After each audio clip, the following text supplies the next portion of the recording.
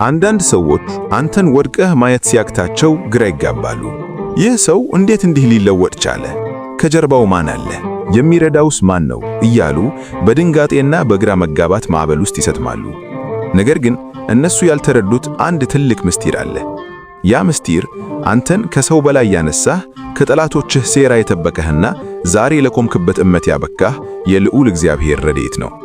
ዛሬ በዚህም ቪዲዮ ይህንን የመዳን ምስጢር ጥልቀት እንመለከተዋለን። ይህም የብዙዎቻችሁን ሕይወት የሚቀይር፣ የጠላቶቻችሁን መንገድ የሚዘጋና በእግዚአብሔር ላይ ያላችሁን መተማመን ወደ ላቀ ደረጃ የሚያሻግር ነው። ከቅርብ ጊዜ ወዲህ በዙሪያህ ያሉ ሰዎች በአንተ ለውጥ ደንግጠዋል። እንዴት እንዲህ በአጭር ጊዜ ውስጥ ተቀየረ? ምን አይነት ዕውቀት ነው የገባበት? ማን ነው መረጃ የሚሰጠው? እያሉ ሌሊቱን ሙሉ እንቅልፍ አጥተው ያድራሉ። አንተ የምትጓዝበት ፍጥነት የብርሃን ፍጥነት ሆኖባቸዋል። ካለፈው ዓመት ጋር ስታነጻጽረው አንተ ዛሬ ፍጹም ሌላ ሰው ሆነሃል። ከምድራዊው አልፈህ ለሰማያዊውም ቤትህ ዝግጁ ሆነሃል። ይህ ለውጥ ደግሞ እነሱን በእጅጉ አስፈርቷቸዋል። አንዳንዶቹ ደግሞ በእኛ መሃል ሆኖ መረጃ የሚሰጠው ሰው አለ ብለው ይጠረጠራሉ። በአንተና በነሱ መሃል ያለውን ርቀት ማጥበብ ስላልቻሉ ያንተን ጥበብና ማስተዋል ከሰው ብልሃት ጋር ለማገናኘት ይሞክራሉ። ነገር ግን እነሱ ያልተረዱት ትልቁ እውነት አንተን የሚመራህ ሥጋ የለበሰ ሰው ሳይሆን ሁሉን የሚገዛው ጌታ ኢየሱስ ክርስቶስ መሆኑን ነው። አዎ፣ እግዚአብሔር እውነተኛ ነው። ጌታችን መድኃኒታችን ኢየሱስ ክርስቶስ ሕያው ነው። አንተ ከእርሱ ጋር ያለህ ግንኙነት ልዩ ነው። እርሱ በቸርነቱ ይመራሃል። ያስፈልግህን ሁሉ ያለ አንዳች እጥረት ያቀርብልሃል። በሕይወትህ ደጋግመህ አይተኸዋል። በጨለማ ውስጥ መንገድ ሲያበጅልህ፣ በበረሃ ውስጥ ማዕድ ሲያዘጋጅልህ፣ በጠላቶችህ ፊት ራስህን በዘይት ሲቀባው አይተሃል። ሰው ሁሉ በታለህ ሰዓት ከጎንህ ሆኖ በስስት ሲመለከትህ ነበር። ለዚህ ነው ዛሬ በአምላክ ላይ ያለህ የመተማመን ስሜት ከሰማይ በላይ የላገው። አንተ የምትተማመነው በጉልበትህ ሳይሆን ከጀርባህ ባለው የሰራዊት ጌታ እግዚአብሔር ነው። መረጃው ከየት እንደሚመጣ ታውቃለህ? እግዚአብሔር በውስጥ ማንነትህ፣ በሕልምህ፣ በህሊናህና በልቦናህ ይናገርሃል። ያ መንፈሳዊ ጥበብ ፈጽሞ ተሳስቶ አያውቅም። ሊታወቅ የሚገባው ሁሉ በትክክለኛው ጊዜና ሰዓት እንዲገለጥልህ ያደርጋል። ለዚህ ነው አንተ ፈጽሞ የማትጨነቀው።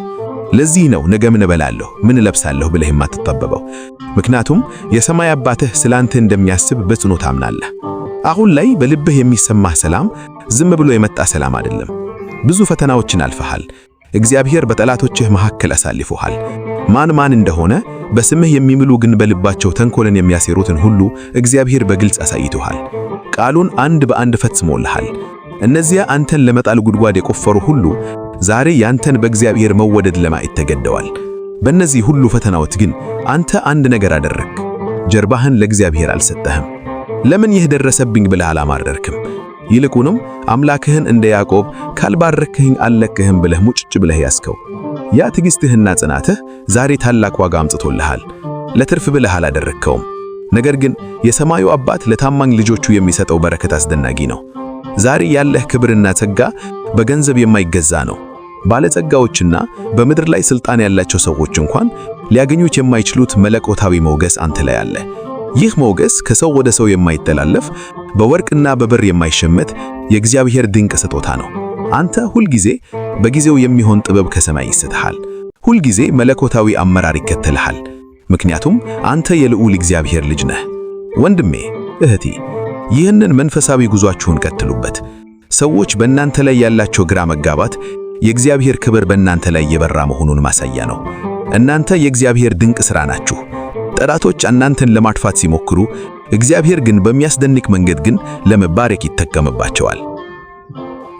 ቸርና ይቅር ባይ ይሁን ከአምላካችን ልዑል እግዚአብሔር ሆይ ለዚህ ሰዓትና ለዚህ ርኅራኄ ስላበቃህን ስምህ የተመሰገነ ይሁን። አቤቱ አምላካችን ሆይ በውስጣችን ያለውን መንፈሳዊ ብርሃን አብራልን። ከክፉዎች ሴራና ከምቀኞች ዓይን አንተ ሰውረን። በልባችን የዘራኸውን የጽናትና የእምነት ዘር አንተ አሳድግልን። ቸር አባት ሆይ በጠላቶቻችን ፊት ማዕድን የምታዘጋጅ ራሳችንን በዘይት የምትቀባ አንተ ነህ። ዛሬም የልጆችህ መለኮታዊ ጥበብና ሞገስን አድለን። በመንገዳችን ሁሉ አንተ ቀድምልን። ከልጅነት እስከ ዕውቀት የጠበቅከን አምላክ ዛሬም ወደፊትም ጥላ ከለላ ሆነን። አገራችንን ኢትዮጵያንና ሕዝቦቿን ባርክ። በቸርነትህ የጀመርነውን ዓመት የሰላምና የፍቅር አድርግልን። አሜን። ይህ ቪዲዮ መጽናናትና ትምህርት ከሆነህና ለሌሎችም እንዲደርስ ከፈልክ አሜን ብለህ ኮሜንት ላይ ፈቃድህን አሳየን። ምስጋና ይሁን አንድ አምላክ ለሚሆን ለአብ ለወልድ ለመንፈስ ቅዱስ ዛሬም ዘወትርም ለዘላለሙም አሜን።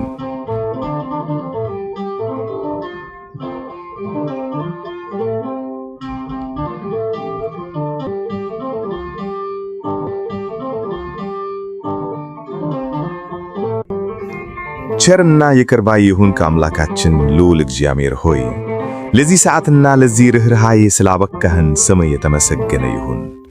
አቤቱ አምላካችን ሆይ በውስጣችን ያለውን መንፈሳዊ ብርሃን አብራልን። ከክፉዎች ሴራና ከምቀኞች ዓይን አንተ ሰውረን። በልባችን የዘራኸውን የጽናትና የእምነት ዘር አንተ አሳድግልን። ቸር አባት ሆይ በጠላቶቻችን ፊት ማዕድን የምታዘጋጅ ራሳችንን በዘይት የምትቀባ አንተ ነህ። ዛሬም የልጆችህ መለኮታዊ ጥበብና ሞገስን አድለን። በመንገዳችን ሁሉ አንተ ቀድምልን። ከልጅነት እስከ ዕውቀት የጠበቅከን አምላክ ዛሬም ወደፊትም ጥላ ከለላ ሆነን። አገራችንን ኢትዮጵያንና ሕዝቦቿን ባርክ። በቸርነትህ የጀመርነውን ዓመት የሰላምና የፍቅር አድርግልን። አሜን። ይህ ቪዲዮ መጽናናትና ትምህርት ከሆነህና ለሌሎችም እንዲደርስ ከፈልክ አሜን ብለህ ኮሜንት ላይ ፈቃድህን አሳየን። ምስጋና ይሁን አንድ አምላክ ለሚሆን ለአብ ለወልድ ለመንፈስ ቅዱስ ዛሬም ዘወትርም ለዘላለሙም አሜን።